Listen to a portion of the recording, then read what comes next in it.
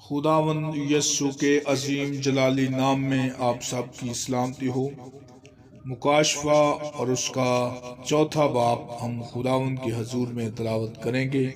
और हम नहायत गौर से सुनेंगे। इन बातों के बाद जो मैंने नगाह की तो क्या देखता हूँ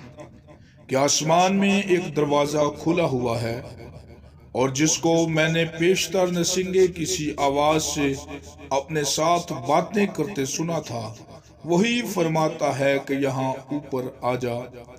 मैं तुझे वो बातें दिखाऊंगा जिनका इन बातों के बाद होना जरूर है। फौरन मैं रूह में आ गया और क्या देखता हूँ कि आसमान पर एक तख्त रखा है, और उस तख्त पर कोई बैठा है, और जो उस पर बैठा है वो संगे यशब और अकीक सा मालूम होता है, और उस तख्त के गिर्द जमुर्द किसी एक धनक मालूम होती है, और उस तख्त के गिर्द 24 तख्त हैं,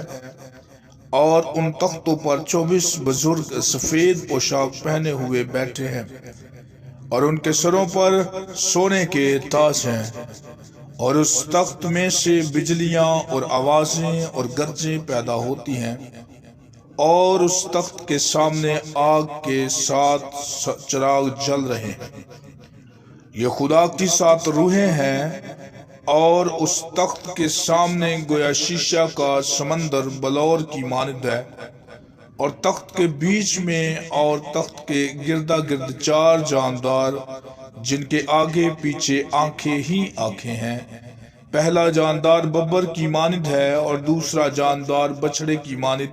और तीसरे जानदार का चेहरा इंसान का सा है, और चौथा जानदार उड़ते हुए अकाब की मानद है। और इन चारों जानदारों के 6 पर हैं, और चारों तरफ और अंदर आंखें ही आंखें हैं, और रात दिन बगैर आराम लिए ये कहते रहते हैं कि कदूस कदूस कदूस खुदावंद खुदा कादिर मुतलक, जो था और जो है और जो आने वाला है। और जब वो जानदार उसकी तमजीद और इज्जत और शुक्रगुजारी करेंगे जो तख्त पर बैठा है और अब्दुल जिंदा रहेगा, तो वो 24 बुजुर्ग उसके सामने जो तख्त पर बैठा है गिर पड़ेंगे और उसको सजदा करेंगे जो अब्दुल जिंदा रहेगा, और अपने ताज ये कहते हुए उसके तख्त के सामने डाल देंगे कि ऐ हमारे खुदावंद और खुदा, तू ही तमजीद और इज्जत कुदरत के लायक है, क्योंकि तू ही ने सब चीजें पैदा की और वो तेरी ही मर्जी से थी और पैदा हुई। खुदा के कलाम के पढ़े और सुने जाने से बरकत मिले। आमीन।